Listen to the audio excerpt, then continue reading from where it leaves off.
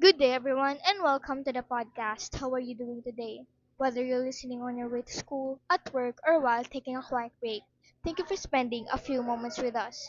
Today's conversation is something that affects us all jobs. Jobs rising.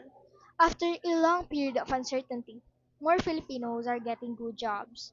The country's jobless rate went down from 10.3% in 2020 to 4.7% in 2025, which is a great improvement. In terms of what these numbers mean, families are now able to put aside more for their children's education and for daily expenses. All over the nation, families are reporting that they are feeling the result of a more stable job market. Each rung is a step towards stability and dignity. The more rungs, the more people are able to get out of economic uncertainty. When workers find jobs which fit what they are trained for, the climb not only becomes possible but also very much so sustainable. Between 2020 with an underemployment rate of 16.2% and in 2025 a drop to 13.6%, which means that more workers are finding jobs that play to their skills. They are works that help families to meet their needs and also serve as a base for building long-term careers. The labor market is slowly but surely providing that which workers need for secure and progressive careers. The government reports that employment is beyond the issue of filling roles. Quality work is also in the line with what skills and which improves lives. In terms of job creation, training and investment promotion is our strategy to sustainable economy growth. In 2020, the peak of unemployment was at 10.3%, which was a result of the pandemic and global economic slowdown. Many workers that have jobs that did not use their skills properly as if they don't have jobs at all. Underemployment is also a part of this issue, pushed many into struggle for enough money. Workers in the service, tourism, and manufacturing sectors bore the brunt of it. Families lived in financial stress, which saw few and far between job opportunities. Many had to make do with what was presented to them just to get by.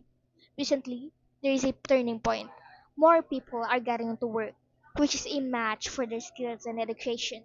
Also, families are reporting more stable income, which in turn allows them to save, invest, and better their quality for life. I finally found a position that fits my skills, says Anna, a logistics graduate.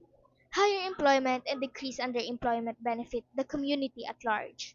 Stable income supports local businesses' space for education and improves social stability. That positive impact is seen in neighborhoods and towns.